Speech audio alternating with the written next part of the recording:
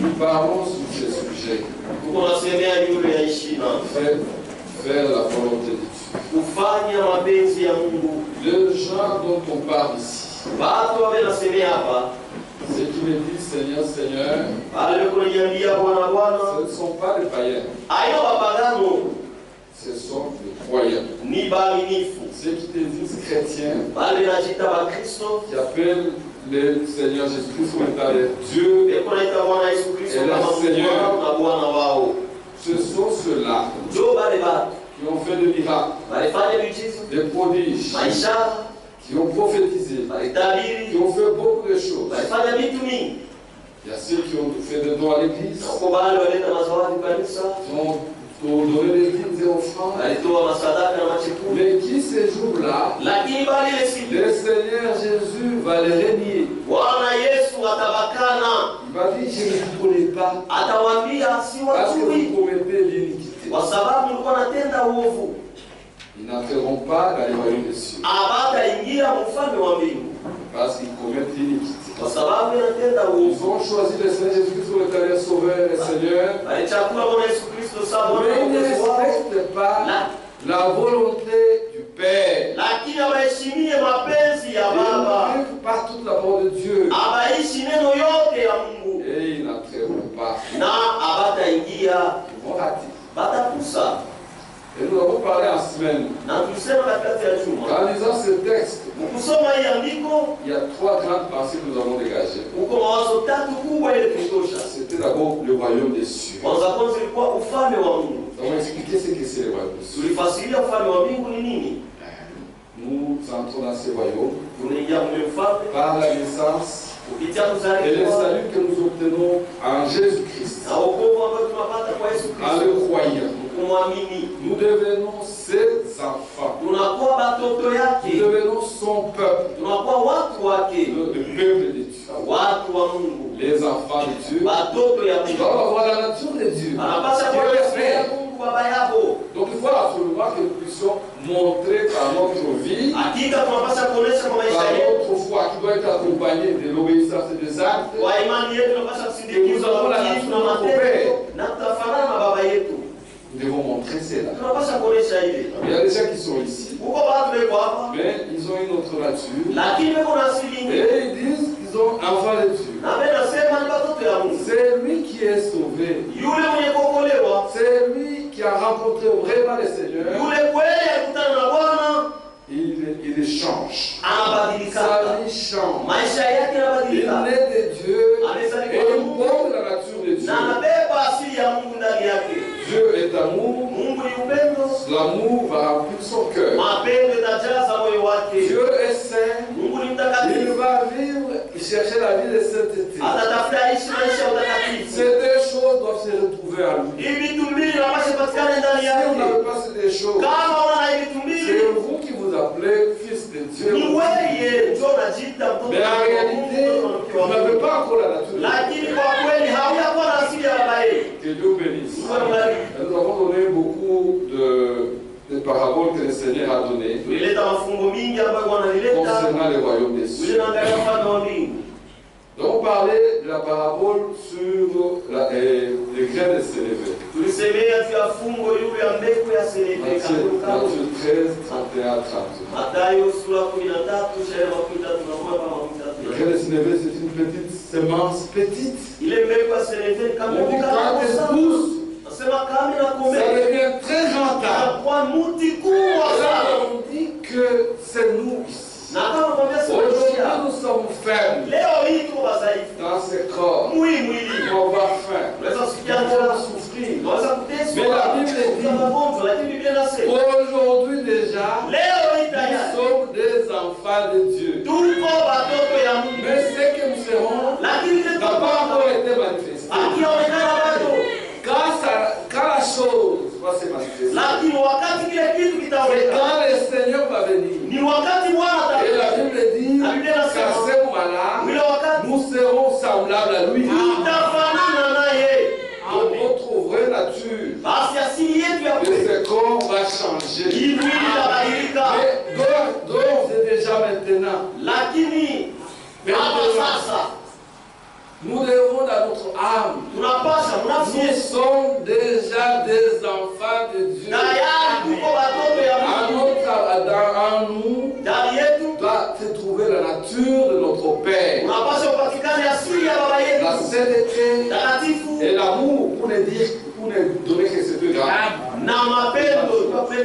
Ça doit se trouver à nous. Si vous avez encore de la haine, sachez bien que tu n'es pas encore arrivé. Dieu est amour. Commencez à aller directement toi-même à genoux. Demandez à Dieu de vous enlever ça. C'est incompatible avec la sainteté. Si vous êtes encore attaché au monde, sachez bien que vous n'êtes pas encore arrivé. Vous êtes encore bébé avec des pampers. La Bible dit ceci dans Galates chapitre 4 verset 1er. Quand un héritier est encore petit, il est livré au corps de l'esclave. Donc, et l'esclave ne mérite pas. Et les petits qui ont encore des pampers ne peuvent pas être. L'héritier de toutes choses ne doit pas hériter. Et c'est le temps où beaucoup d'entre nous se trouvent encore. Nous devons croître. Nous devons devenir des hommes faits.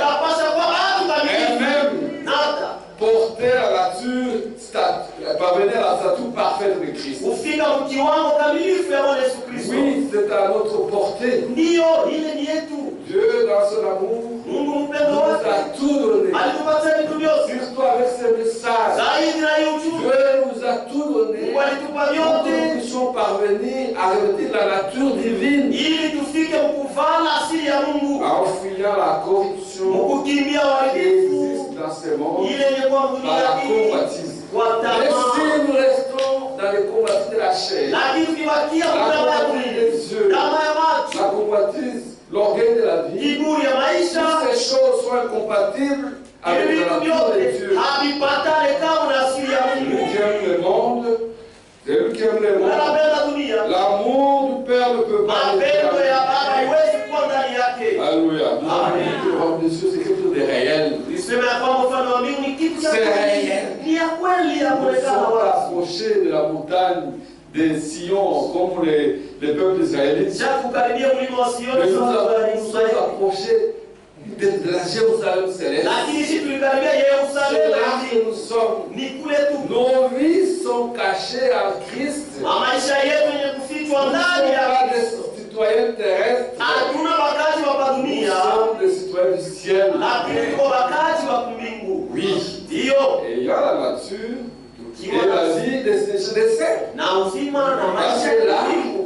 C'est là que les saints se trouvent. Lisons cela dans Hébreux chapitre 12. Verset 22. Mais nous, là où nous sommes, après avoir cru en Jésus-Christ, voilà ce que nous devenons. Là où nous approchons.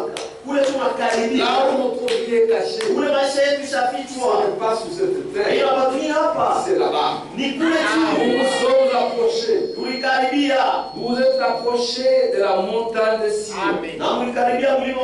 la cité des dieux vivants, la Jérusalem céleste, des myriades qui font le cœur des anges, la statue du juge qui est le Dieu de tous. Des esprits des justes parvenus à la perfection. Je vais poser la question à semaine. Si aujourd'hui, nous disons que les sorciers n'ont aucun pouvoir sur nous, c'est parce que nous ne sommes pas ici. Nos vies sont là-bas. Nos vies sont cachées. Dieu nous a donné le pouvoir de chasser les démons. Alléluia. Donc, le royaume de ce quelque chose de réel. Et il faut aimer entrer là-bas. Le salut est accordé à ceux qui obéissent. Alléluia. Amen. Le salut est accordé à ceux qui obéissent. Si vous êtes un croyant juste de nom, vous êtes un faux croyant. Vous avez construit sur le sable, les vents vont venir, les torrents vont venir, ils vont vous emporter. Vous ne pouvez pas résister parce que vous n'obéissez pas. Vous ne mettez pas en pratique la parole de Dieu. Alléluia. Que Dieu vous bénisse. Donc nous avons parlé de cela. Nous avons montré que donc, nous devons avoir la foi. Parce que c'est ces gens-là qui diront Seigneur, Seigneur. Ils sont comme ceux dont on écrit dans l'Apocalypse chapitre 13, verset 15. Chapitre 3, verset 15. Qui ne sont ni chauds ni froids. Ils seront vomis. Il faut définir. Vous ne pouvez pas être à la fois chaud. Choisissez votre camp. Et nous sommes ici. Je crois que c'est parce que nous avons choisi les seigneurs. Mais pourquoi maintenant vivons-nous une vie qui n'est pas conforme à ça? Parce que vous aimez le monde, et ceux sont dans le monde, et vous prenez d'une main le monde, et la foi de l'autre. Notre Dieu, son amour est exclusif. On doit exclure autre chose. Celui qui aime sa femme, qui aime son mari, qui aime ses enfants, qui aime les choses de ce monde, dit que le Seigneur ne pas digne d'être son disciple. Et c'est à ce jeu-là que beaucoup de gens d'entre nous se livrent. Ils ont l'apparence de la piété. Mais ils réunissent ce qui en fait la force. Ce qui fait la force du croyant. C'est la vie de sainteté. Comme je l'ai dit en semaine, Satan ne craint personne. Il ne craint pas, je suis prédicateur. J'ai la Bible sous les aisselles. Satan va le craindre. Non, ne va pas craindre quand vous voyez l'homme robe de sœur. Pasteur Satan craint une vie sanctifiée. Je vous donne un exemple. Je vous la vérité. Quand l'Éternel, quand autour de ceux qui les craignent, quand on a la parole de Dieu, il est là en permanence. Et quand vous commencez à vous souiller, il ne peut pas être à côté de celui qui Alléluia. Dieu nous aide. Donc il y a cela que vous devez comprendre. On ne peut pas tout reprendre. Mais ce que vous devez retenir, c'est que c'est nous qui avons accepté le Seigneur Jésus-Christ comme étant Seigneur et Sauveur, mais qui vivons mal, qui seront déçus.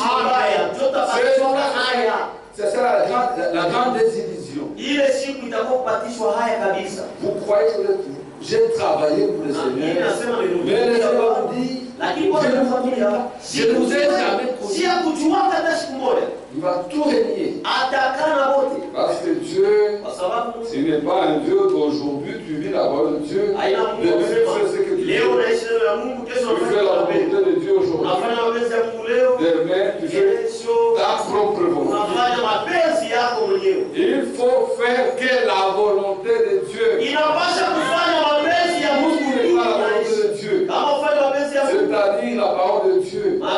C'est vénéité aux yeux de Dieu. Alléluia. Que Dieu nous aide. Donc c'est la grande désillusion qui aura ces jours. Beaucoup d'entre nous seront déçus. Comme les vierges folles. Quand vous lisez dans Matthieu chapitre 25, elles étaient vierges comme vous. Ils étaient vierges.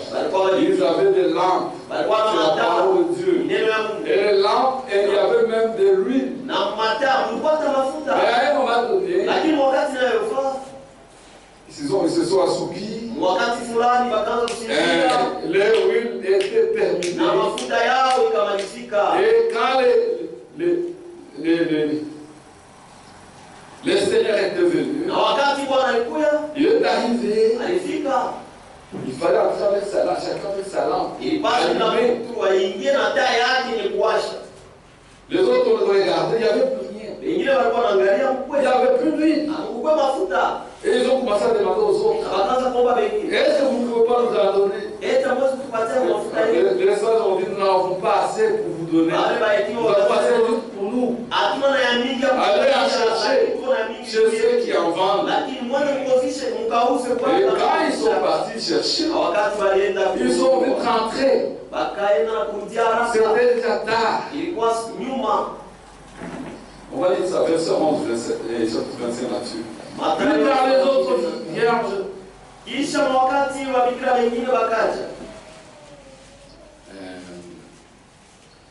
Vinrent et dit, Seigneur, ouvre-nous.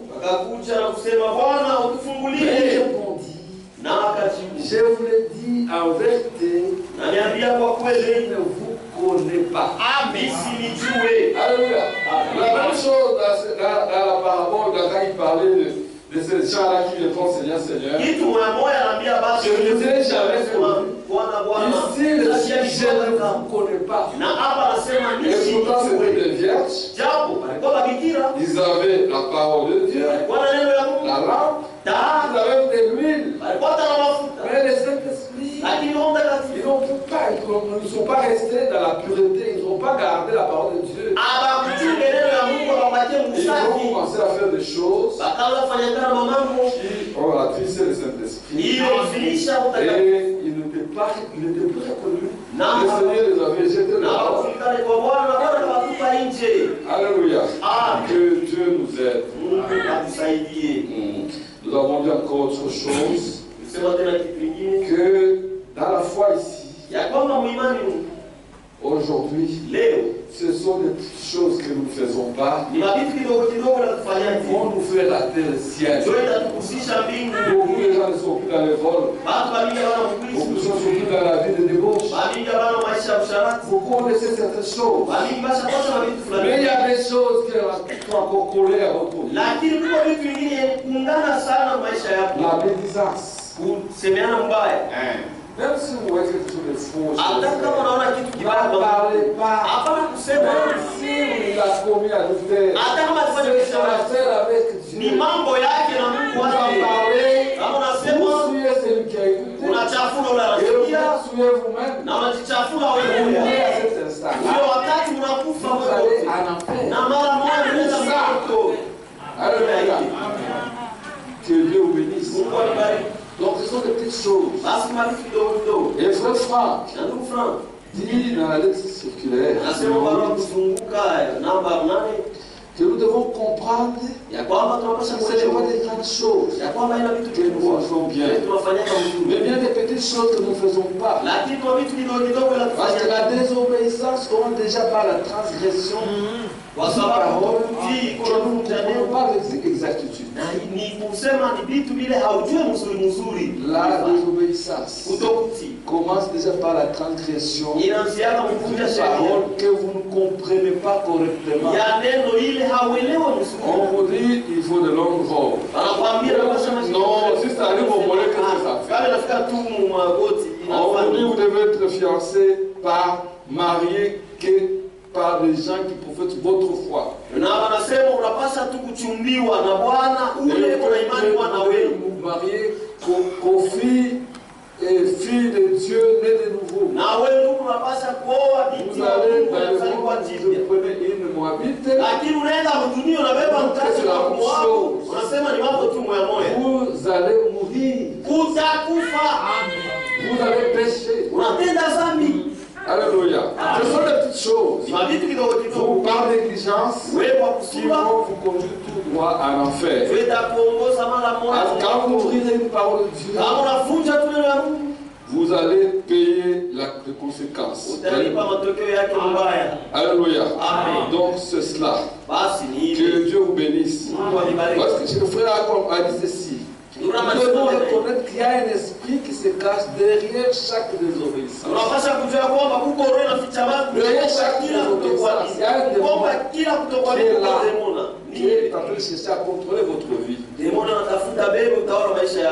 Et une séduction est liée à cela. Par cela même, nous nous plaçons sous influence de l'ennemi. Et il reçoit un certain droit sur nous.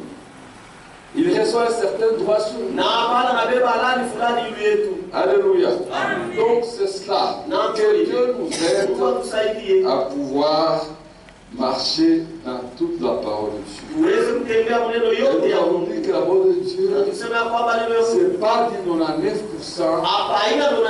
Non, ça doit être 100%. Alléluia. Je dois lancer, c'est 100%. Parce qu'il y a 1% là, Satan est là déjà. Et il va vous glisser vers les crédits. Dans les royaumes des cieux. Que Dieu vous bénisse. Donc c'est du 100%. Vous ne pouvez pas être ici croyant. Tu es noir. Ou tu dois être noir ou blanc. Tu ne peux pas être à la fois noir et blanc. Une colombe c'est blanc. Tu veux dire non, tu es noir et tu es ce jour-là, tu seras régné. Comme je l'ai dit en semaine, tu peux être en train de te diriger vers l'ouest et à l'est avec toi. Non. Tu dois marcher dans l'obéissance. Et la foi marche ensemble avec l'obéissance. Le numéro 8 à gauche. Le numéro 8 aussi à droite. Ça c'est l'obéissance, ça c'est la foi. Tu vas marcher. Tu ne peux pas prendre ici, tu prends la foi et la désobéissance. Ici c'est le numéro 8. Et ici tu as le numéro 20. Tu ne peux pas marcher. Avec le numéro 8, le numéro 20 ici. La foi ici. La foi sans œuvre. C'est une foi morte. Alléluia. Donc nous avons dit tout cela la semaine. Que Dieu bénisse. Je ne peux pas répéter beaucoup selon ce que mais nous devons savoir que ce sont les saints. Dieu nous a tout donné pour que nous soyons des saints. Sa parole de vérité, son esprit de vérité, ça nous lave, ça nous sanctifie chaque jour. Alléluia. Le chrétien ne pêche pas. Celui qui pêche, qui ne pratique pas les péchés. Le chrétien ne pratique pas les péchés. Il ne pratique pas les péchés. Notre habitude, ce n'est pas les péchés. C'est de trébucher. Mais je sais, déjà là, la conscience part. Une vie de la croix. C'est pas ma nature. Mais si vous avez quelque chose que vous faites d'une manière habituelle, et qui est contre la parole de Dieu, vous devez comprendre à ce moment-là que vous n'avez pas encore acquis la nature de Christ. Vous vous plaisez avec cela. Un chrétien véritable est né de nouveau véritable. Il est le péché. L'amour de Dieu, c'est la haine du mal. Alléluia. Que Dieu vous bénisse. Donc, ceux qui sont pour dans ces choses, qui ont un pied dedans, un pied dehors, soyez certains que vous entrerez. La croix à Golgotha est encore sur l'autel de grâce. Allez là-bas. Alléluia.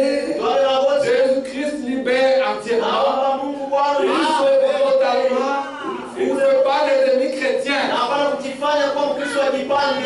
Alléluia. Vous allez là-bas, vous parlez, et il va commencer à vous prier. Et la parole de vie ici, vous la croyez, vous l'acceptez, elle a un impact sur votre vie. Vous allez commencer à agir le mal. Elle vous montre la voie à suivre. Vous marchez, c'est ainsi que nous sommes lavés, purifiés et sanctifiés par son Dieu. C'est à la vivant. Ne vous contentez pas d'écouter seulement. Parce que c'est lui qui écoute seulement. Et ça va à celui qui serait dans ce miroir. Et puis après, il dit ce qu'il était. Il va reprendre. Il sort devant la porte avec sa saleté. Il rentre et il continue à marcher avec la même saleté. Quand vous regardez dans le miroir, là où votre papa vous a levé, et vous partez avec le visage nettoyé. Alléluia. Que Dieu vous bénisse. Donc c'est le résumé de tout ce que nous avons dit en semaine. Mais c'était trop bon et savouré en semaine. C'était très bon. Je m'imagine ce moment où tu es juste un petit rien. Alléluia. Que Dieu vous bénisse. Donc il y avait 3 parties. Il y a le royaume des cieux qu'il ne faut pas manquer. Cette ville à laquelle le Seigneur est allé, cette cité-là, qu'Abraham avait vu. Il a dit, je ne construirai rien d'autre. Je vais rester. Et il a vu, c'est là. La paix de grande valeur, c'est Jésus-Christ. Moïse l'avait vu. Il a dit, je quitte la maison de Pharaon, je vais rejoindre mes esclaves. Parce qu'il avait vu une grande révélation. Alléluia. Il ne faut pas rater ça. Manquez tout aussi sur la terre. Ne manquez pas la vie éternelle. Gratuitement. Sans payer, sans argent. C'est gratuit. Il veut cette vie-là. Quand vous êtes dans la gloire, les anges chantant pour vous, parce que vous serez la reine, la femme de l'agneau. Il n'y a pas de faim, il n'y a pas de maladie, il n'y a pas de fatigue. Alléluia. Une vie de gloire à côté de notre Seigneur. Et dans cette ville, il n'y a pas de poussière. C'est là-bas. C'est là-bas que nous devons aller. Nous devons désirer cela de notre cœur. Pour y aller, il faut une vie de sanctification. Que Dieu bénisse. Aujourd'hui, nous allons parler surtout de faire la volonté de Dieu. On met des détails sur cela. La volonté de Dieu, c'est la parole de Dieu. C'est ce qu'il dit ici. C'est ça qu'il faut faire. Si vous n'écoutez pas la parole de Dieu, vous ne la mettez pas en pratique, vous faites votre propre volonté.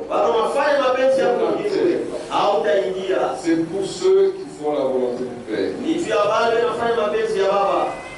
Alléluia. Amen. Que Dieu bénisse.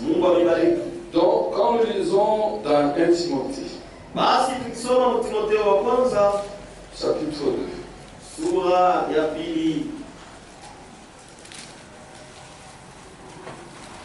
versets 3 à 5.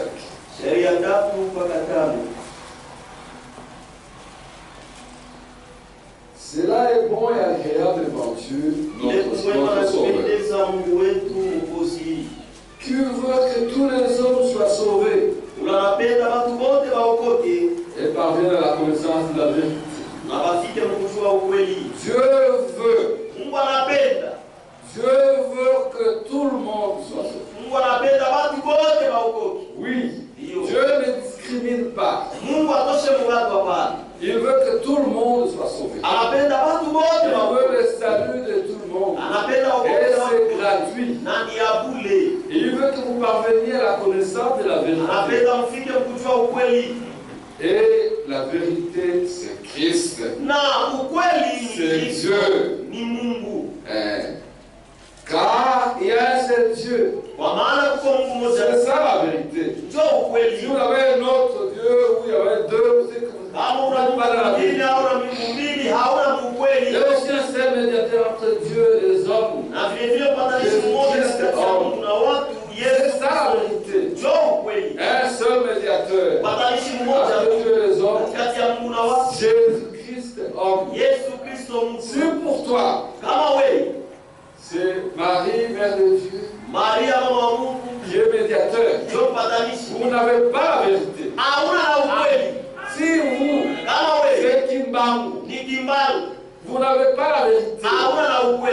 Si pour vous, c'est Branham, vous n'avez pas la vérité. Vous allez mourir et vous perdre. Alléluia. Qui s'est donné lui-même en rançon pour tous. C'est Jésus-Christ notre médiateur. C'est lui la vérité. Il pouvait dire dans Jean chapitre 14, verset 6, je suis le chemin, la vérité et la vie. C'est seulement lui le chemin qui conduit à la vérité, qui va produire la vie en vous.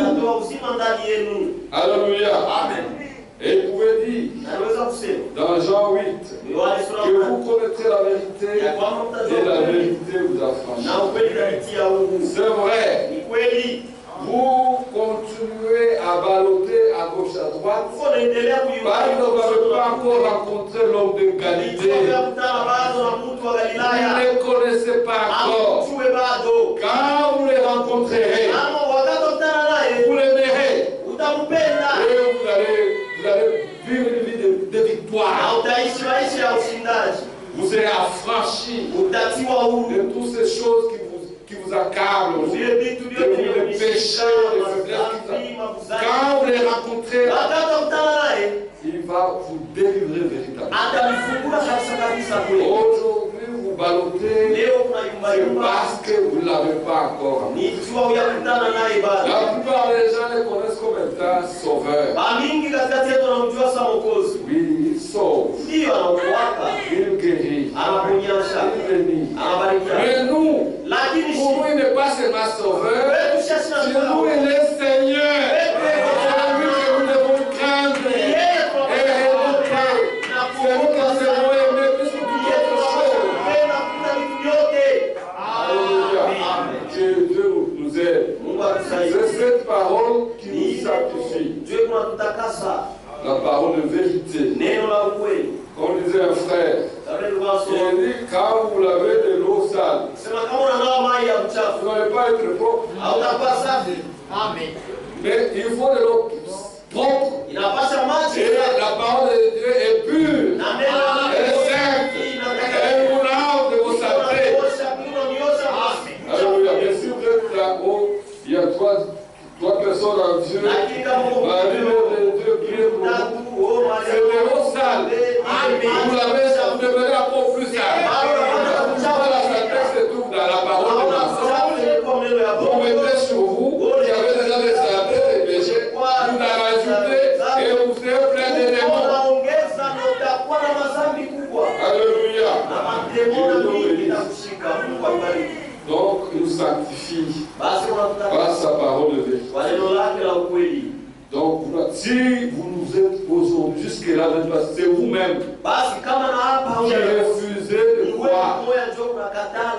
Dieu sauve ceux qui veulent être sauvés. Dieu ne force personne. Il y a des gens ici, peut-être des visiteurs qui sont venus à vous, qui vont sortir d'ici tels qu'ils sont entrés. Pour eux, c'est un discours de politiciens. Ici, c'est la parole de vie. Alléluia. Dieu est ici et il parle. Il parle dans les hommes, à travers les hommes qu'il a mandatés. Alléluia. Dieu est ici. Croyez-vous cela? Qui croit cela? Il est ici. Alléluia. Nous l'avons expérimenté. Il est ici à cause de la parole de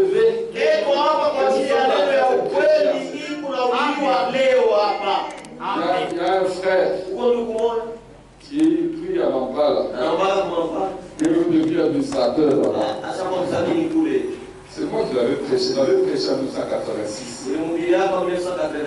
Je suis arrivé chez lui. Sa femme était très malade.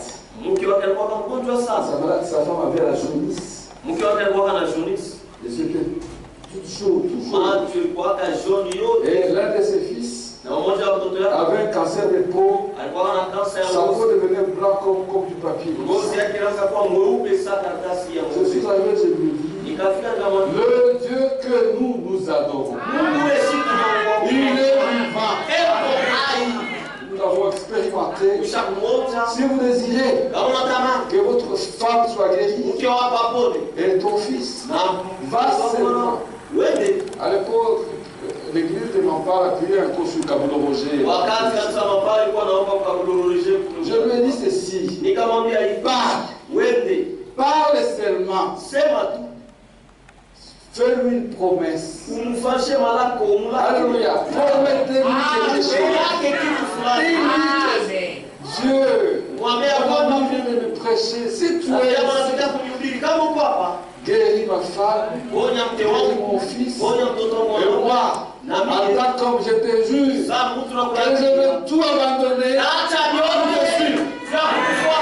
Je voulais au nom de Jésus-Christ. Dieu, il aime déjà comme ça. Il est arrivé là-bas, il a parlé. Parce que la femme m'a dit, partout cette parole s'est prêchée dans sa pureté. La colonne de feu est là. Il est ici. Je dis la vérité. Si vous avez la foi, vous sortirez de cette position. Si vous avez la foi, vous allez sortir guéri. Parce qu'il est ici. Ce n'est pas de l'histoire. C'est la vérité. Le témoignage que vous donne, c'est la vérité. Il a parlé. Les yeux de sa femme étaient devenus blanches. Et la peau de son fils. Et elle a retourné à sa couleur traditionnelle. Sa couleur normale. En faisant seulement une promesse. En disant au Seigneur, je vous aime, je voudrais que vous montriez un signe. Et Dieu qui est ici dans sa parole avait fait cela et peut faire ça encore aujourd'hui. Si vous avez la foi, je vous dis au nom du Seigneur, vous sortirez pas ce que vous êtes. Pour quelque chose. C'est un problème de foi. Alléluia. Que Dieu vous bénisse. Donc Dieu veut que tout le monde soit sauvé. Si il y a des gens qui sont venus pour la première fois, Dieu ne force personne. Il vous demande seulement d'accepter. C'est le principe de Dieu. Le libre arbitre. Il a donné ça aux anges. Il a donné ça aux hommes. Il a donné ça à Adam. Il a dit, si vous mangez, vous mourrez. Si vous ne mangez pas, vous vivrez. Vivez d'autres arbres. Mais l'arbre, la connaissance du bien du mal, n'en mangez pas parce que vous mourrez. Il devait choisir. Donc, ce principe-là est sur chaque cœur. Dieu ne sauve que celui qui désire être sauvé. Qui veut être sauvé. Alléluia. Que Dieu veut. Donc Dieu veut que tout le monde soit sauvé et parvienne à la connaissance de la vérité qui est Jésus-Christ. Vous le connaissez comme Rédempteur, Dieu manifesté en chair. Alléluia. Ça, c'est ce que Dieu dit lui-même. Dieu veut que tout le monde soit sauvé. C'est ça l'une des volontés de Dieu. Pour ceux qui ne sont pas encore croyants, Dieu veut qu'aujourd'hui ils ne s'occupent pas de cette porte sans l'avoir accepté. Notre livre. Mais nous savons qu'il y a de l'avantage à le croire. Nous avons que des avantages. Nous avons que des bénéfices. Imaginez. Parce que vous avez cru, je verrai son enfant. Celui qui te touche, te touche. Ton ennemi devient son ennemi. Vous comprenez cela? C'est avantage. Ton adversaire devient son adversaire. Vous comprenez que ce n'est plus l'âge de donner quand Dieu lui-même est là. Aujourd'hui, même les présidents sont gardés par des ennemis. Mais nous, Dieu nous a promis que lui-même, il nous garde.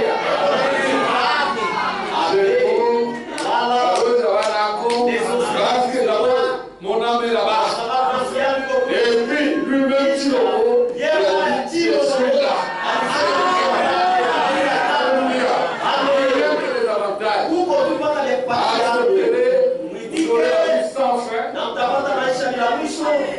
C'est du sans fin. Si vous êtes malade, alléluia. La foi est une richesse. La foi à Jésus-Christ, c'est une richesse. Vous êtes malade. Vous n'avez pas d'argent. Mais nous, il nous dit, je vous ai déjà guéri par le c'est pas la foi. Alléluia. Ils ont déjà été guéris par le Seigneur ici. Vous lèvez la main. Vous voyez? Moi aussi. Guéri.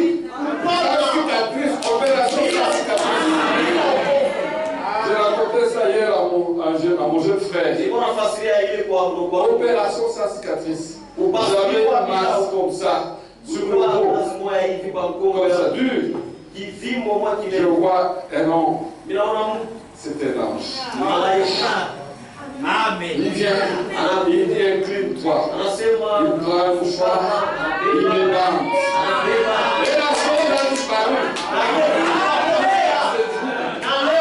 Il n'y a que des avantages. Ne sortez pas de cette porte. Sans le croire. Nous sommes l'une des personnes les plus malheureuses. Alléluia. C'est gratuit. La foi est gratuite. La guérison, la protection, toutes les bénédictions. Quand vous lisez la Bible, alléluia, vous serez bénis. Il vous donne la supériorité sur les autres. Aujourd'hui, nous ne craignons pas les sorciers. Parce que celui qui est à nous est plus fort que celui qui est à nous.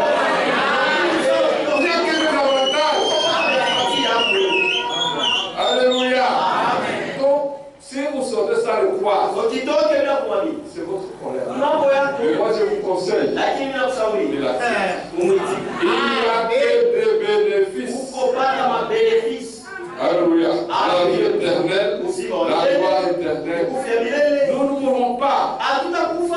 La Bible, pour les croyants, il n'y a pas de mort. Amen. Non, nous ne mourrons pas. Vous allez mourir.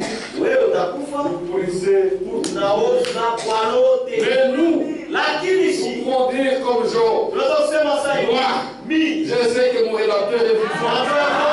Et un jour, je serai sur la terre. Même si ma peau est détruite, même si je suis pourri, je reverrai.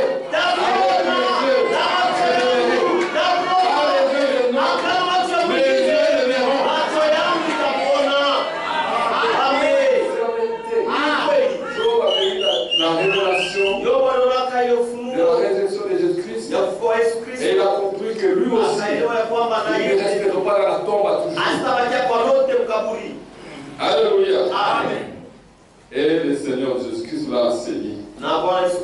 Le jour qu'il est descendu chez Marie et Marthe, Lazare, le frère qui était l'ami du Seigneur, était mort depuis 4 jours.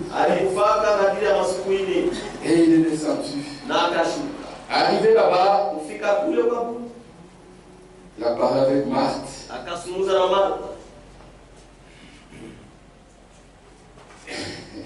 Amen.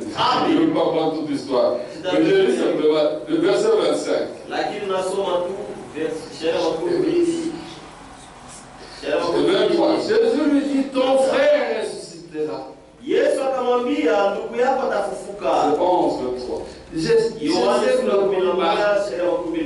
ressuscitera à la résurrection au dernier jour. Najua ya kwamba atafukaka siku ya fufuko ya mwisho. Jésus lui dit, Yesu akamwambia, je suis la résurrection niko ufufuko et la vie. Na uzima. Il est la résurrection et la vie. C'est lui que nous croyons. Il est la résurrection et la vie. C'est lui. Et il dit ceci. Celui qui croit en moi vivra. Et quand même il serait mort. Ça c'est la mort physique. Quand même si je meurs aujourd'hui, je vivrai. Je vais dire comme je le verrai. Et lui m'a dit,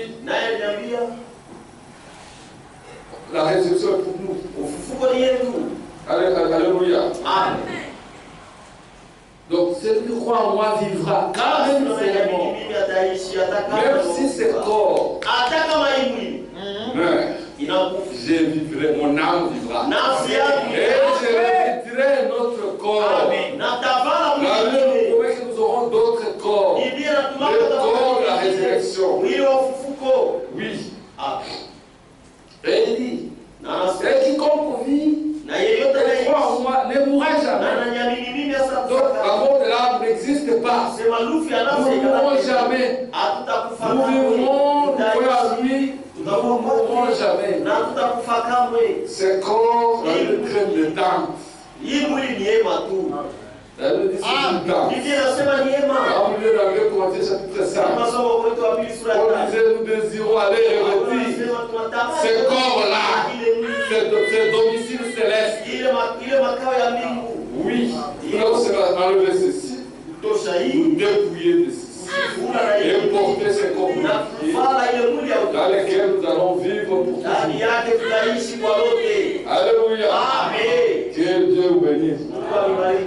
Et bien pour le Seigneur, acclamez pour lui.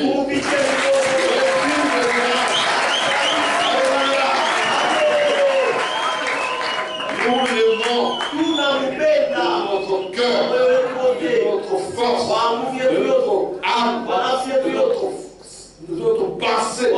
Il est l'objet de nos délices. Amen. Nous l'aimons. Donc, Dieu dit ceci. Là, 1 Thessaloniciens chapitre 4. Sa deuxième volonté. 1 Thessaloniciens chapitre 4.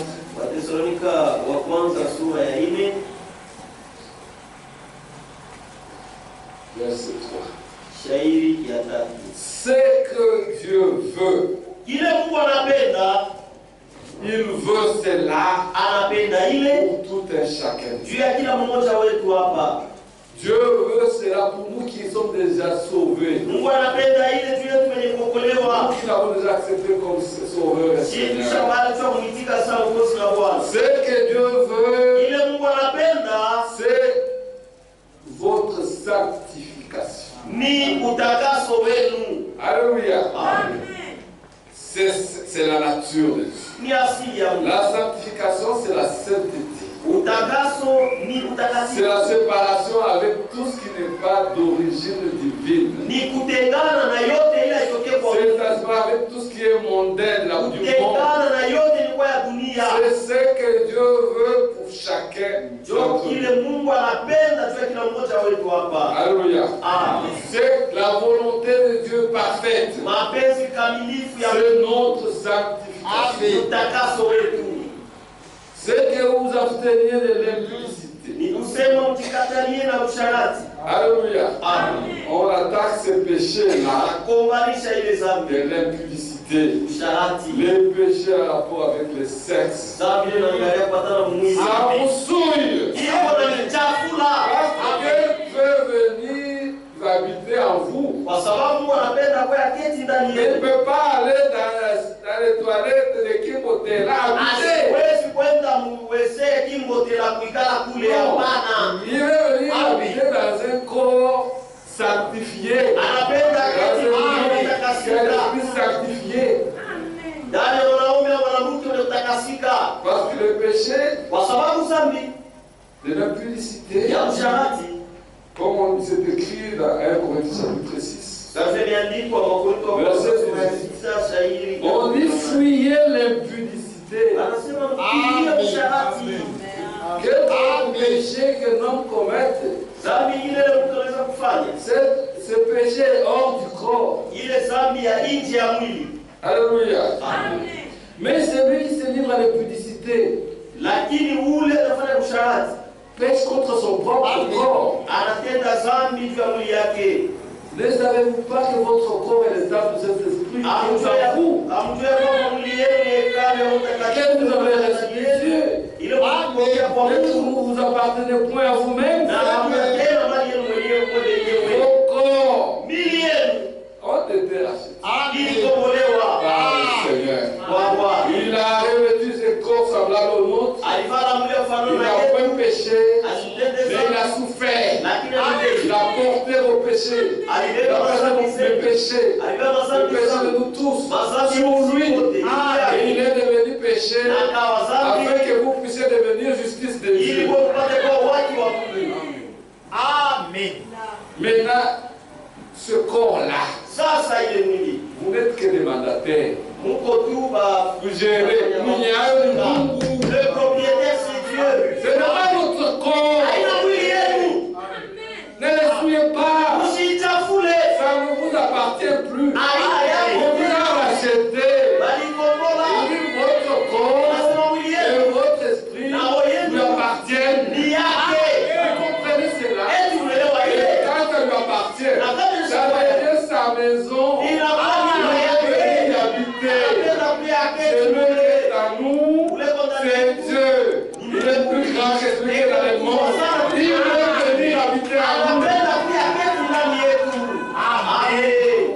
On va faire n'importe quoi avec ce corps. Il faut te gêner. Si tu as dit que tu as vu à Jésus-Christ, sachez bien que le propriétaire c'est lui. C'est lui le propriétaire de ton corps et de ton esprit.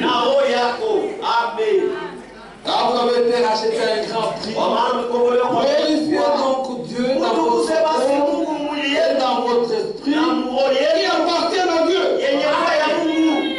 Amen. Ça ne vous appartient pas. Aina yako Vous les fiez là, mais sachez que ça ne vous appartient jua pas. ya kwamba aina yako Gérez les biens que le Seigneur vous a donné de gérer. chunga mzuri mali Avec kwa soin et tremblement. na kuichunga mzuri Il est na un feu dévorant. ni moto wa kuteketeza Mungu. Alléluia. Amen. Ouais. Que Dieu nous aide. Mungu atusaidie. Ce que Dieu veut, Ile Mungu anapenda c'est votre ni sanctification. mtakaso wenu. C'est que vous vous atteignez l'impudicité. Sema mjikatalie Et que chacun de vous sache posséder son corps na kila mmoja wewe dans la sainteté et l'honnêteté. takatifu na munyofu. Gardez le corps loin de toutes les souillures du monde, Kuchunga mwili mbali na uchafu wote loin duniani. des actes de malhonnêteté, Mbali ya matendo ya kuondoka. pêche volée, Unaiba. abuser de la confiance des frères, Unajulisha tumaini ya bandugu na wengine. vous êtes des malhonnêtes. Muko watu washokunyoroka. Gardez votre corps loin de ces choses. Uchunge mwili yenu Gardez-le dans la sainteté. uchunge mwili C'est yenu. ce que Dieu veut. Ndio kile Mungu anapenda. Alléluia. C'est ce que Dieu veut. Ndio kile Mungu anapenda. Sans vous livrer à une convoitise passionnée, Ila kujitoa kutamaa ya comme font les kwa païens qui ne connaissent pas Dieu. sababu wapagano wanaifanyanga wale wamjue Mungu. Alléluia. Amen. Ne vous livrez pas de convoitise passionnée. Msijitoe kwa tamaa ya On appelle la football. Tu aimes trop le football.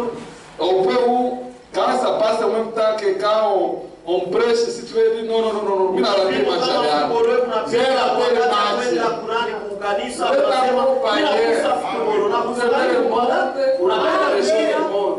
plus que Dieu. Parce que vous regrettez.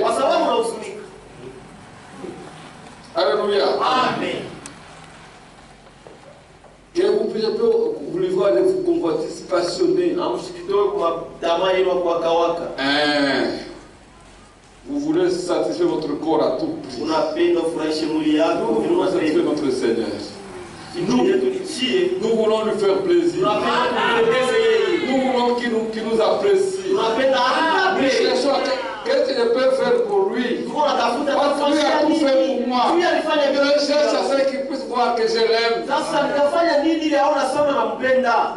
Alléluia. Amen. C'est que personne n'use envers son frère de faux. Parce que le Seigneur tire vengeance de toutes ces choses. Verset 7. Car Dieu ne nous a pas appelés à l'impudicité. Donc Dieu ne nous a pas appelés pour l'impudicité. Aujourd'hui, l'impudicité, ce n'est plus seulement dans le corps. Si tu fais encore ça dans le corps, c'est donc 0 à 0. 0 est à 0. Oh, mon mari. Alléluia. Si tu fais ça ici, tu es ici, ma soeur, mon frère, tu vas faire des concubines. Tu es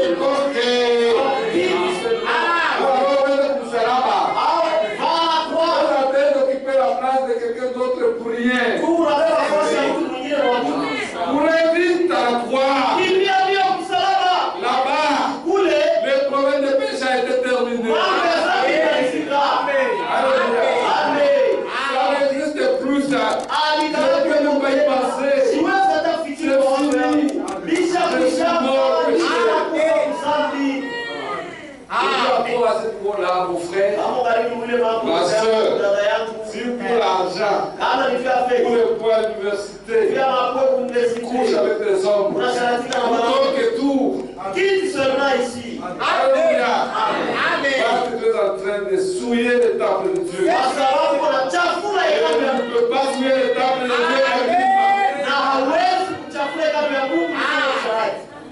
tu ne peux pas souiller le temple de Dieu impunément.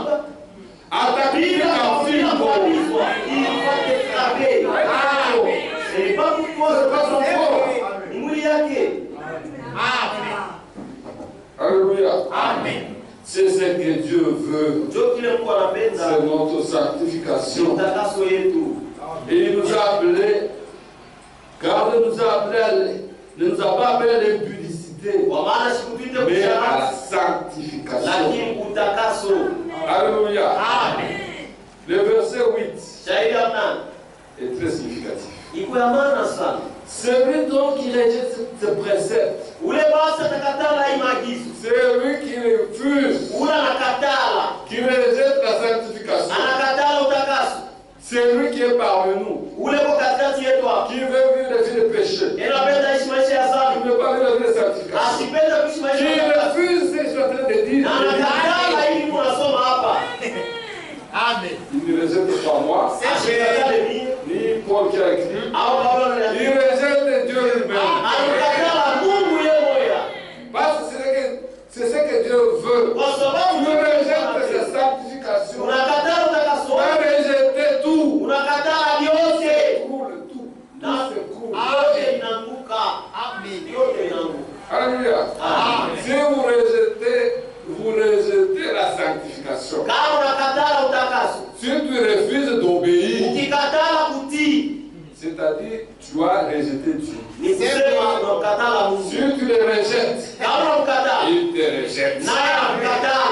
Tu le renies, il te reniera. Et si tu persévères dans la foi, tu vas hériter. Alléluia.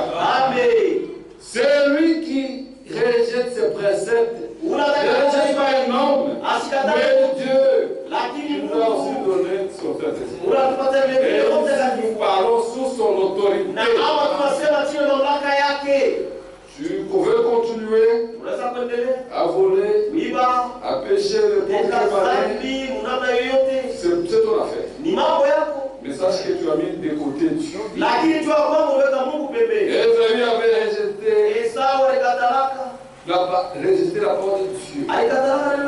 Dieu lui dit, va exterminer Amalek. Va les exterminer. Il est arrivé là-bas avec la puissance de Dieu.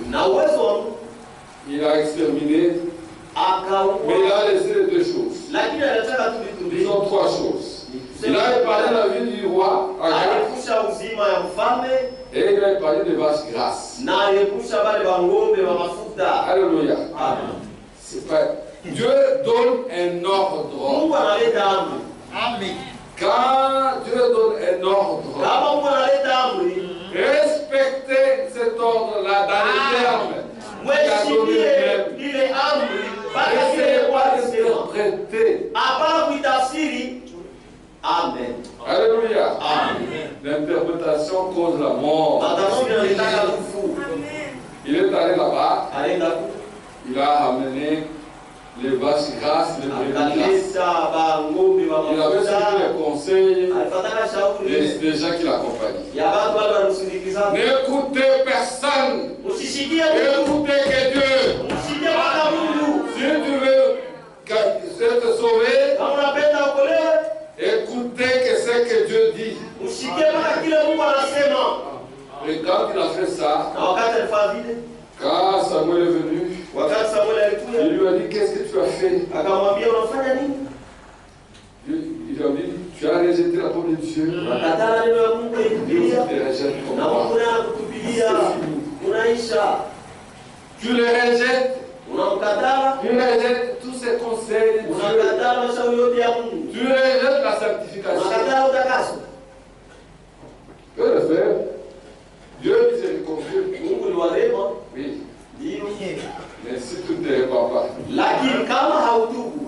il te jette. Alléluia.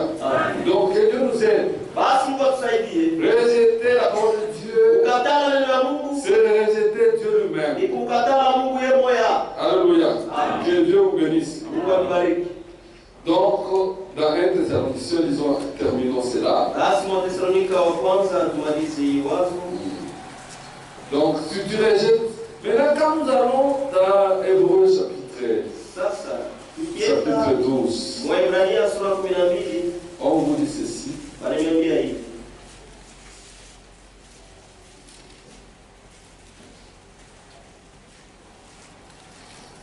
Amen. Amen. Verset 14. Cherchez la paix avec tous. Et la sanctification, sans laquelle personne ne verra le Seigneur. Alléluia. Sans la sanctification, sans la sanctification, vous rejetez la sanctification. Vous ne le verrez pas. Vous n'hériterez pas. Vous n'irez pas au ciel. Sans la sanctification, vous ne verrez pas le Seigneur. La sanctification est placée sur au niveau le plus élevé. Alléluia. Sans la sanctification, vous ne verrez pas le Seigneur. Veillez à ce que nul ne se prive de la grâce de Dieu. Ne vous privez pas de la grâce. Tu vas te priver. Ne te prive pas. Dieu ne te prive pas de la grâce. En cherchant à ressembler au monde. C'est lui qui aime le monde. Et les choses qui sont le monde. L'amour du Père est point à lui. L'amour du monde est inimitié contre Dieu. Ne vous privez pas de la grâce de Dieu en embrassant, en aimant le monde. Alléluia. Et qu'aucune racine d'amertume poussant les rejetons ne produit du trouble.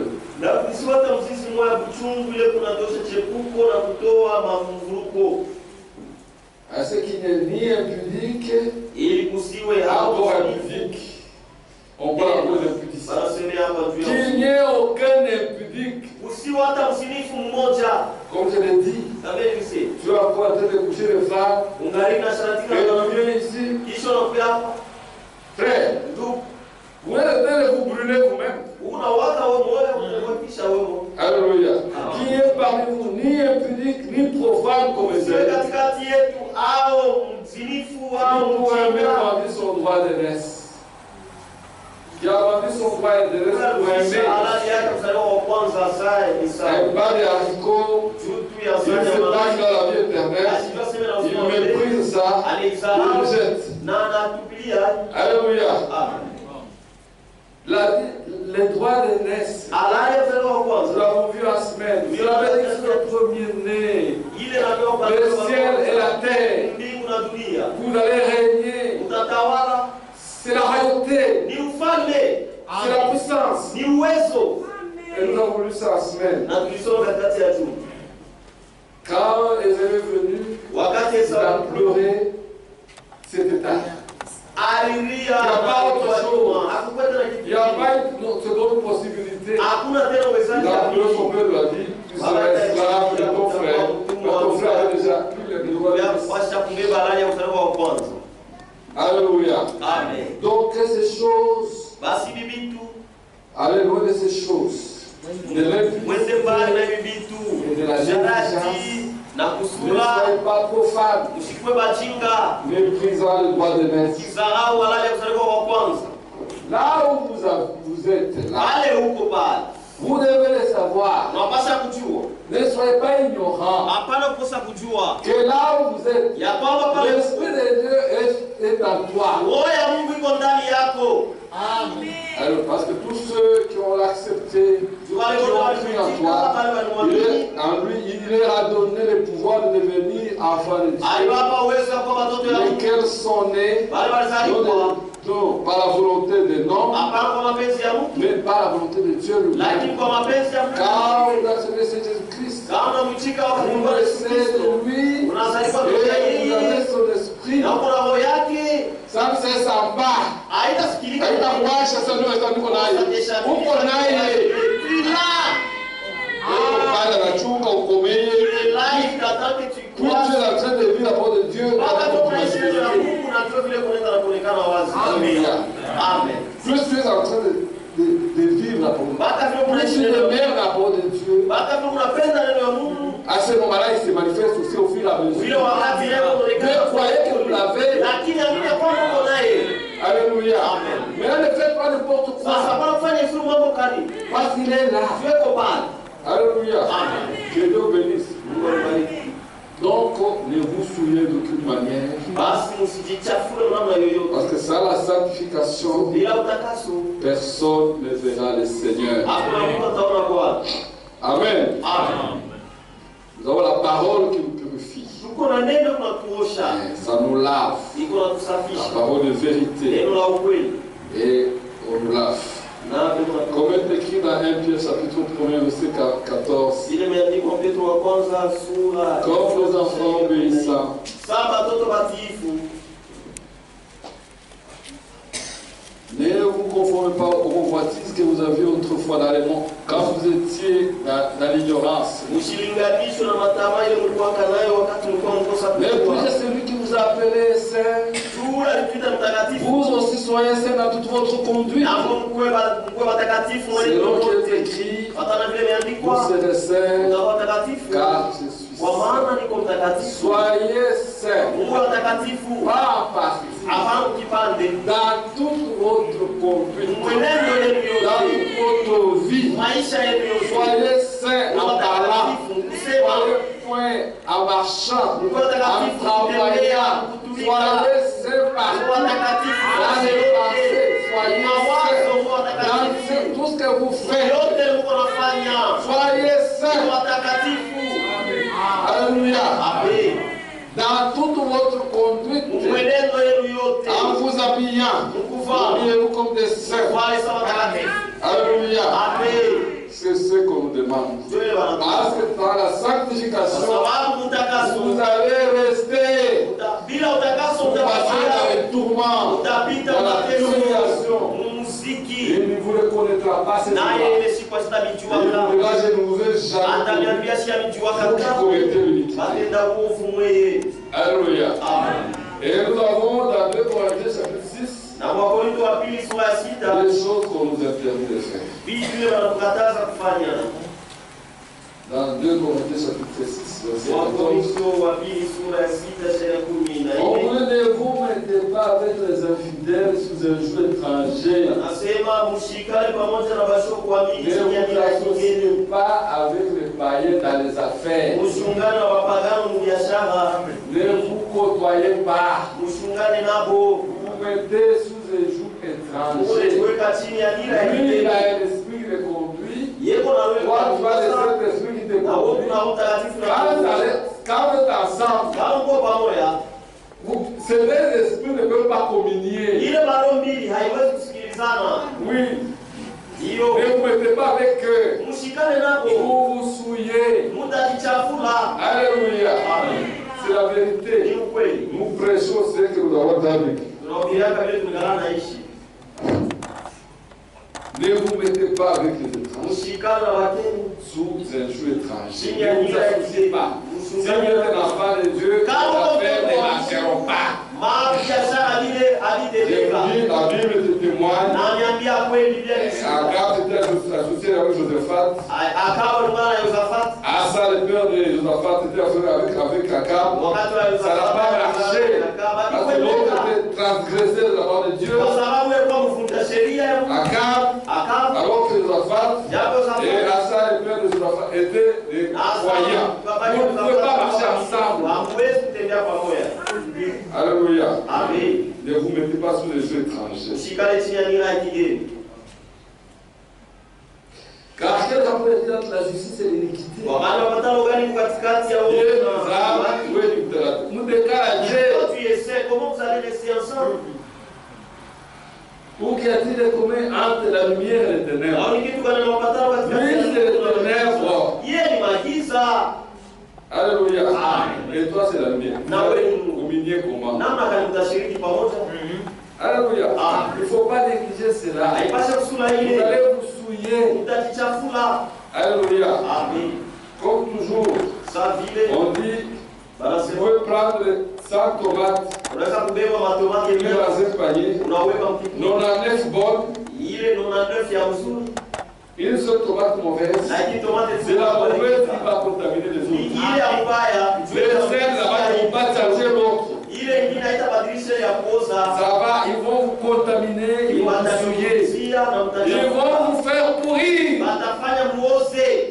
Alléluia. Amen. Quel rapport est entre Christ et Bélial?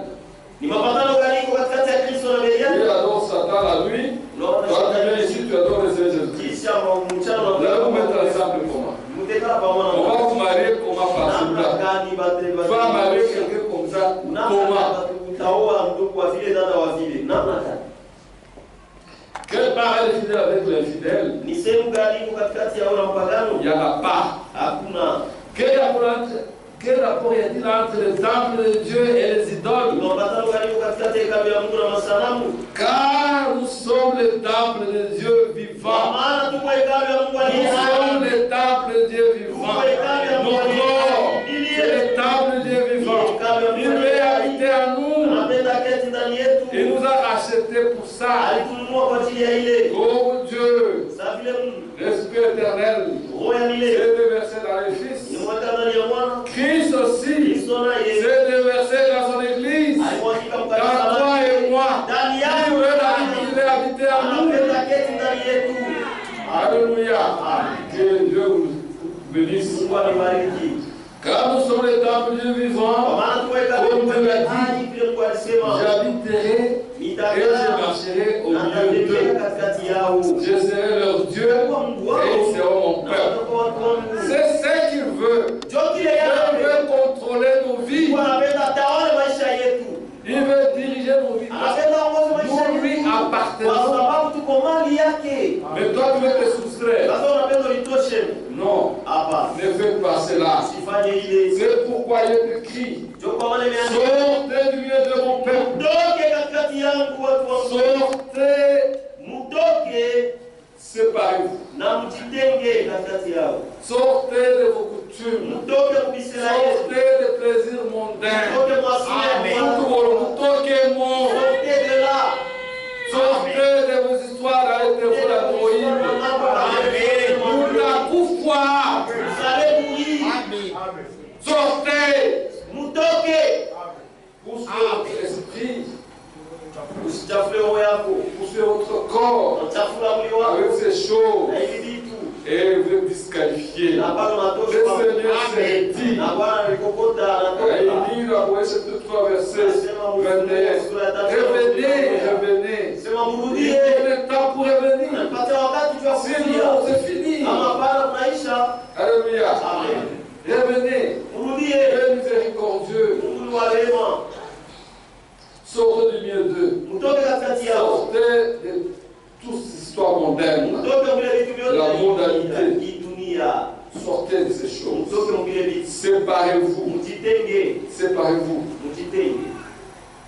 Séparez-vous. Ne touchez pas à ce qui est impur. Et le Seigneur dit, je vous accueillerai. Toucher aujourd'hui, ce n'est pas avec les mains. Alléluia. C'est ça que vous devez faire attention. Ne touchez pas ce qui est impur. Vous touchez par l'esprit. Quand tu regardes les gens en train de faire l'amour, et tu vas dans les choses, des sites sales, là où les gens font l'amour, où chaque fois,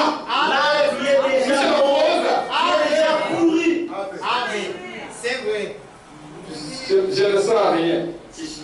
Que tu aies senti ou pas, mais on peut déjà souillé. Et le Dieu est serti.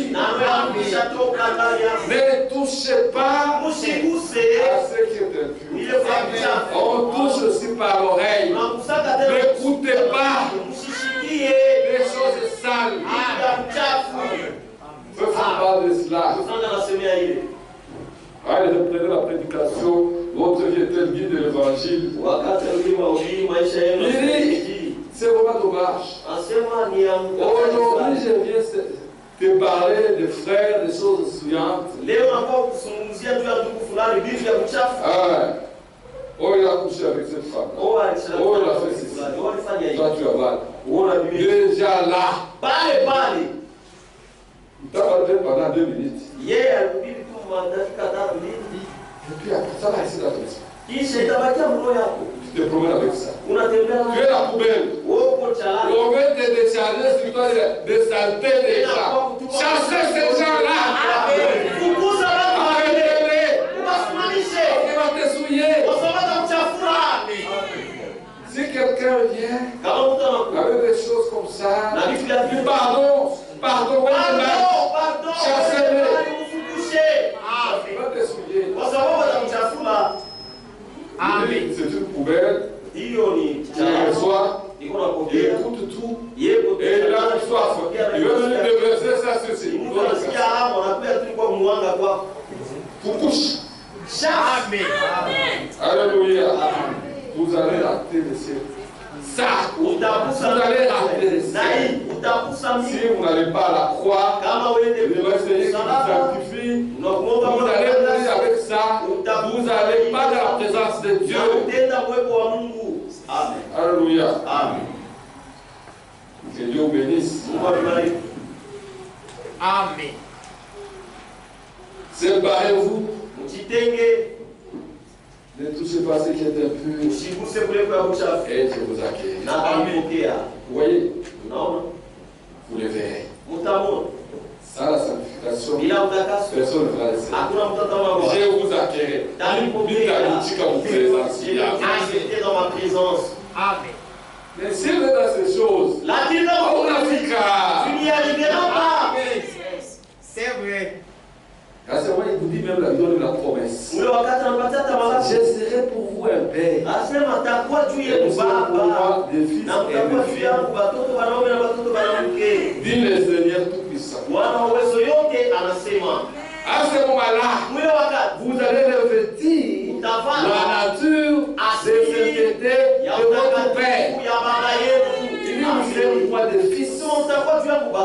Pas des enfants avec des pampers. Dans la pampers, après on présence à vous. Ceux qui ont des pampers n'arrivent jamais dans la maison de Dieu. Parce que vous êtes sales. Vous êtes souillés. Vous serez des fils et des filles. Les Seigneurs, tout puissant. Amen. Et là, j'ai ouvert le chapitre 7, verset 1er. Ayant donc cette promesse, de telles promesses, d'être dans sa présence, et d'être accueilli.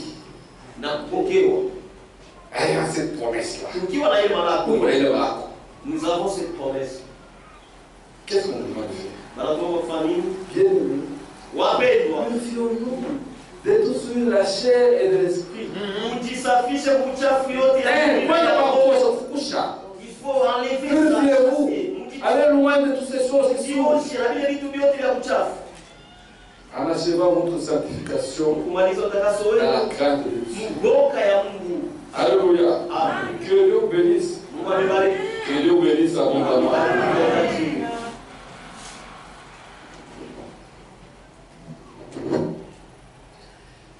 Frère Franck, dans la brochure, il reprend un peu la pensée de la brochure de Frère Branham, des dons appropriés. Il dit, si vous êtes une jeune fille, sanctifiez-vous, consacrez votre moralité. Si vous êtes un jeune homme, consacrez votre moralité, consacrez vos pensées, consacrez vos sentiments, consacrez votre cœur, votre âme. Consacrez tout ce que vous êtes et laissez ainsi le Christ agir au travers de vous. Alléluia. C'est ce que Dieu veut, que nous puissions être consacrés complètement à lui. Alléluia. C'est pourquoi Paul, dans Romains chapitre 12, il nous demande quelque chose que nous devons appliquer absolument. Il dit ceci. Je vous exhorte donc, frères, par les compassions de Dieu, à offrir vos corps comme un sacrifice vivant. Vos corps. Le Seigneur veut vos corps. Il veut le sacrifice de vos corps. Alléluia. Il veut. Parce qu'il veut vivre dedans. Il veut vivre en vous. Comme c'est vivre saint, agréable à Dieu. Ce qui sera de votre part un culte raisonnable. C'est comme ça que l'on peut adorer notre Dieu raisonnablement. En nous consacrant nos corps. Alléluia. Gardez votre virginité, ma soeur. C'est pour l'honneur de la gloire du Christ. Il veut ça. Votre corps tout entier. Vos cheveux. Arrangez-les dans la sainteté. Votre habillement. Vos pensées. Tout doit être conforme à Christ. Ne vous conformez pas au siècle présent. Ne copiez pas le modèle Ne copiez pas les choses du monde. Des choses déchirées là-bas. N'imitez pas ça. Ne vous conformez pas à vous les frères aux choses mondaines de ce siècle. Mais soyez transformés par les renouvellements de l'intelligence, afin que vous discerniez quelle est la volonté de Dieu. Changez d'esprit, discernez la volonté de Dieu. Et ici, il y a trois sortes de volonté de Dieu. Il y a ce qui est bon. La volonté de Dieu, c'est que chacun soit sauvé. C'est bon. Et qui parviennent à alcancer l'objectif. Ce qui est agréable, que vous vivez dans la sanctification. muishi mutakaso, que votre vie soit agréable, maisha yako que ce soit parfait de bonne odeur. Et ce qui est parfait, que vous soyez remplis de son esprit. Soyez parfaits comme votre Père céleste parfait. Vous marchez dans les 3 étapes. La volonté de Dieu, c'est ce que le Seigneur veut. Que Dieu vous bénisse. Que Dieu vous bénisse. Aimez-vous le Seigneur. Nous l'aimons. Il faut l'aimer. Et frère Franck dit quelque chose de très fort. Je veux dire cela par rapport à la sanctification. C'est lui qui veut aller au ciel. Doit vivre une vie de sanctification. Et nous avons eu la grâce. Nous avons eu la grâce. Dieu nous a donné sa parole. Sa parole de vérité. C'est elle qui nous sanctifie. Dieu nous a tout donné. Tous les enseignements pour que nous puissions avoir la vie sainte. Et Frère Franck dit ceci dans la lettre Syrienne numéro 8 de 1976. La page 8 et page 4 jusqu'au début. Il dit ceci. Après que le Saint-Esprit nous ait conduits dans le plus profond mystère et pensée de Dieu,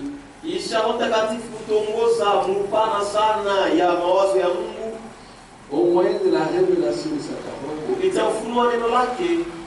il s'agit maintenant pour opérer une profonde purification dans la vie de ceux qui veulent subsister devant Dieu.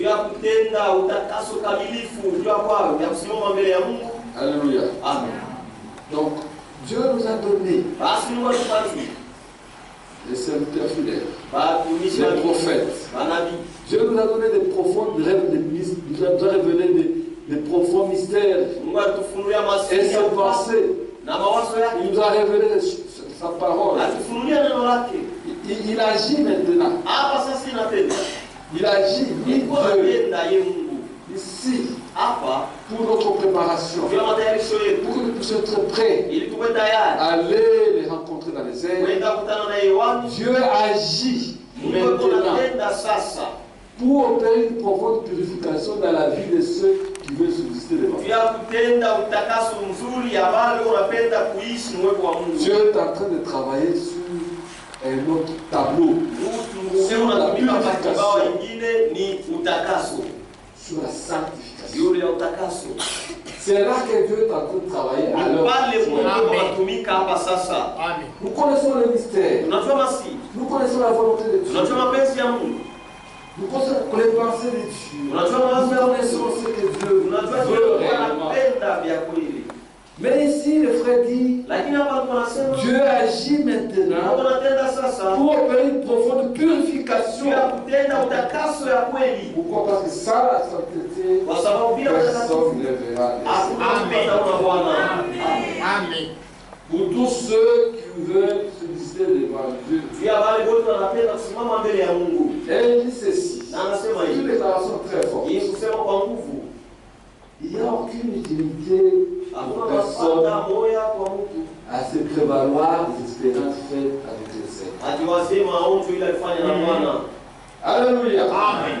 Ce n'est pas le moment de se dire, moi j'ai prié pour les malades. Moi je peux prêcher des chansons. Moi je suis baptisé. Moi je suis né. Il monte plus haut. Maintenant, Dieu est en train d'opérer une profonde purification dans le cœur de ceux qui doivent aller. Amen. Il n'y a aucune utilité pour personne à se prévoir des espérances. Qu'il s'agisse de la conversion, de la nouvelle naissance, du baptême du Saint-Esprit, ou de quelques bénédictions que vous ayez reçues. Ne restons pas à ce niveau-là. Parce que sans la sanctification, personne ne verra. Dieu est en train de travailler pour nous préparer à aller dans la gloire. Maintenant, le Seigneur ordonne à tous les croyants de se soumettre à cette pleine purification et sanctification. Le Seigneur ordonne à chacun de nous de se soumettre à la pleine purification et à la pleine sanctification. Amen. Et c'est dans la crainte de Dieu. Avant que les dernières promesses puissent être réalisées, ce processus d'entière purification doit être accompli. Alléluia. C'est une déclaration de Paris. Et c'est conforme à la parole. Aujourd'hui, sans la sanctification, même si vous êtes baptisé du Saint-Esprit, si vous abandonnez la sanctification, vous serez une vierge folle. Alléluia. Aujourd'hui, Dieu est en train de travailler notre entière purification et notre baptême. Et cela est conforme à 1 Jean. 1 Jean chapitre 3. Nous déjà lu les lisons. Versets 2 à 3. Bien-aimés, nous sommes maintenant enfants de Dieu. Et ce que nous serons n'a pas encore été manifesté. Mais nous savons que lorsque cela sera manifesté, nous serons semblables à lui parce que nous le verrons tel qu'il est. Amen. Verset 3. Quiconque a cette espérance en lui se purifie comme lui-même est pur. C'est ça le point de départ. Nous le verrons. Il va venir. Ce corps va être changé à l'éclat d'œil. Et nous serons comme lui. Pour aller avec lui dans la vie. Quiconque, toi et moi, toi frère, toi soeur et moi-même, quiconque qui espérait aller nous rencontrer le Seigneur dans les airs, se purifie comme lui-même est pur. Alléluia. Que Dieu bénisse. Ne vous contentez pas, oh, j'ai prié pour les malades, ils sont guéris, j'ai fait ceci, oui, j'ai parlé, le feu sortait de ma bouche, les gens tombaient. Maintenant, pour aller là-bas, le voir, il faut le vie de sanctification, il faut la sainteté. Que Dieu nous aide. Quelqu'un peut nous dire, oh, le baptême du Saint-Esprit. Oui. Frère, ajoute ceci. C'est tous sur la même page. Mais le dernier paragraphe. Il dit ceci. Il est possible que nous soyons sur la grâce. Il est possible que nous nous appuyions sur la grâce. Alléluia. Il est possible que nous nous appuyions sur la grâce seule, sans prendre au sérieux chaque parole de Dieu. Ne nous appuyons pas sur la grâce seule. Nous devons prendre toute la parole de Dieu. C'est lui qui expérimente la grâce. C'est lui qui est même baptisé Saint-Esprit. J'ai aussi la force de transposer la parole en acte. Et d'accomplir déjà sur cette terre la volonté de Dieu. Si vous avez réellement reçu la grâce, si vraiment vous avez reçu le baptême, Dieu doit vous permettre. Cela doit vous permettre de vivre toute la parole. Transposer la parole en acte. De pratiquer toute la parole de Dieu. Alléluia. Que Dieu nous aide. Que Dieu nous aide. Il y a ceux qui disent, oh, nous serons sanctifiés quand le Seigneur va venir.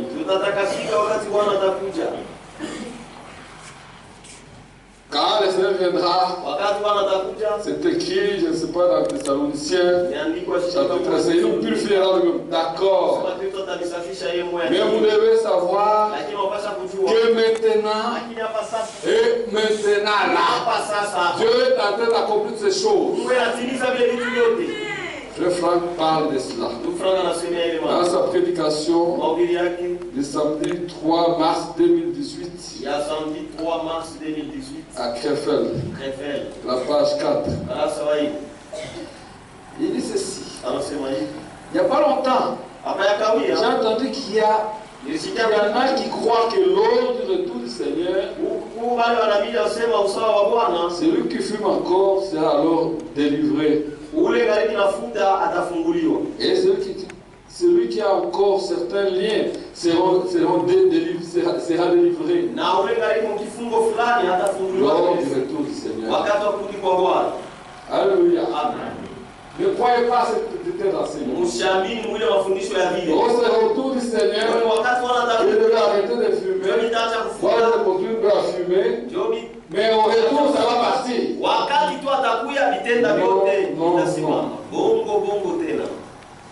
Non, non. C'est maintenant. Dès maintenant. Seulement maintenant. Quand la parole de Dieu est prêchée, qu'elle est crue. Maintenant, tu dois expérimenter Dieu maintenant. Tu dois vivre la délivrance maintenant. La vie doit maintenant être transformée. Lors de retour du Seigneur Jésus-Christ, c'est seulement le corps qui sera transformé.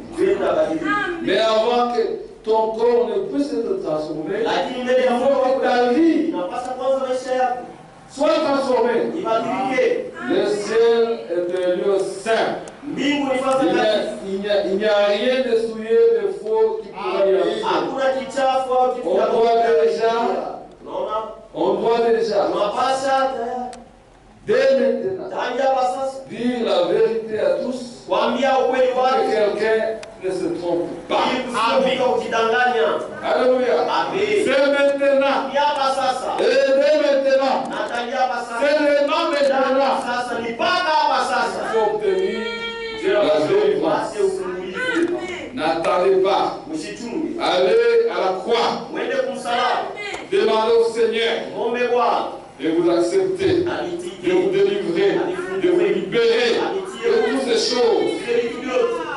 Et nous avons dit quelque chose la semaine. C'est très important. Qu'il faut demeurer. Le secret se trouve dans ce mot demeurer. Le Seigneur disait, c'est lui qui demeure en moi et à qui mes paroles demeurent. Lui peut demander toutes choses. Nous avons parlé de cela la semaine. Dieu a félicité Jean. Il est un homme intègre, droit, craignant Dieu, s'éloignant du mal.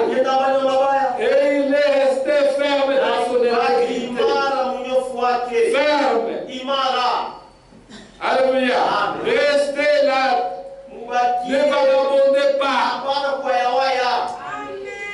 Si vous voulez expérimenter la délivrance, le Saint-Esprit du Seigneur, il est là.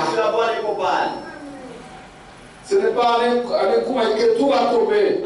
Il travaille sur votre âme. Et nous avons lu pour cela.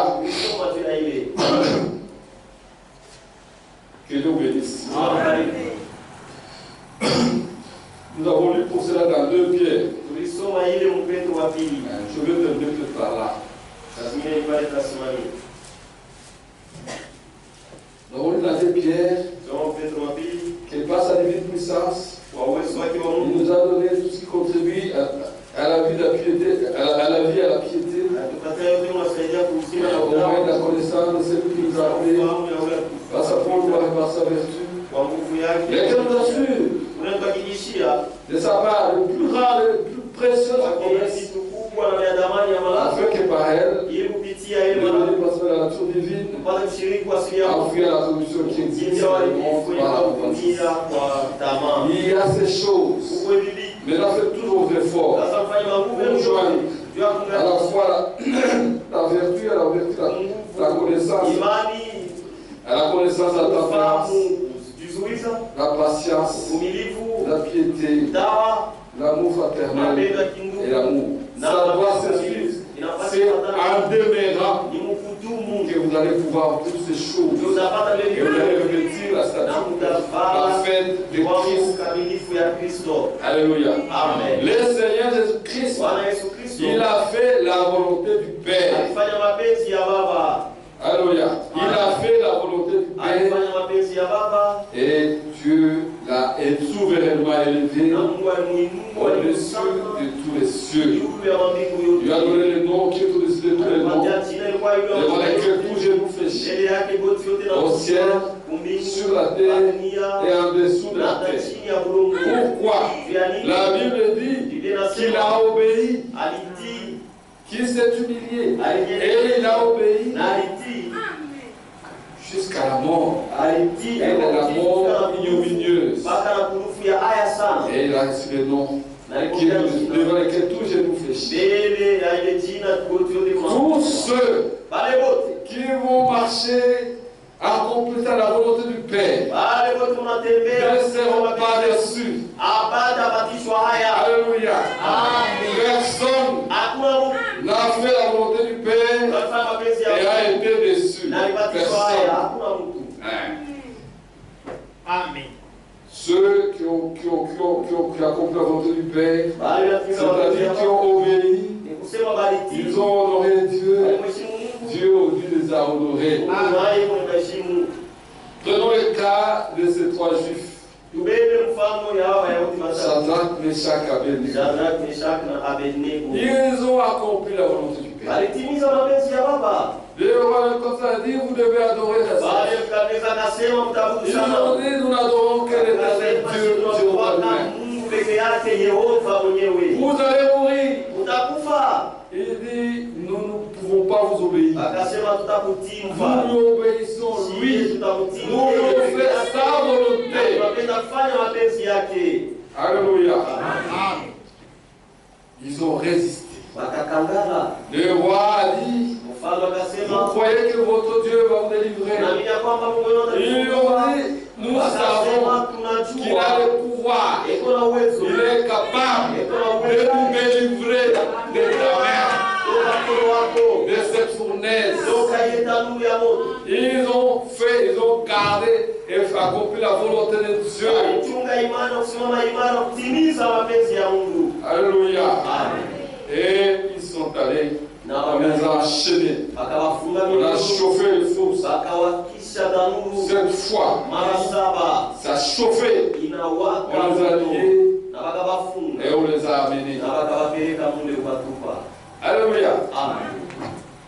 Ils étaient contents Walifurahiwa parce qu'ils avaient accompli la volonté de Dieu. kwa sababu alitimizaka mapenzi ya Mungu. Et quand ils étaient en train d'y aller, Na wakati wanaanza kwenda il n'y avait pas d'inquiétude. hakukwake Il n'y shaka, avait pas de crainte. hakukwake boga. Ils se disaient, si nous pouvons mourir, Akasema kama nous tunaweza avons la promesse de résurrection. kuna malango ya ufufuko, Mais nous savons lakini tunajua qu'il est capable. iko na uwezo. On les a poussés. Wakawasukuma D'abord, ceux qui le tenaient là, mbele, wale ils ont waliowabamba commencé à tomber l'un après l'autre. wakaanza kuanguka Tellement il faisait chaud. ya kulikuwa moto Et ils sont sana. allés. Nao wakaenda. Et quand ils sont entrés dans la fournaise, Wakati waliingia mtanuru, c'était le frigo. ilikuwa ni frigo. Alléluia. Et ils ont trouvé qui là-bas? Alikuta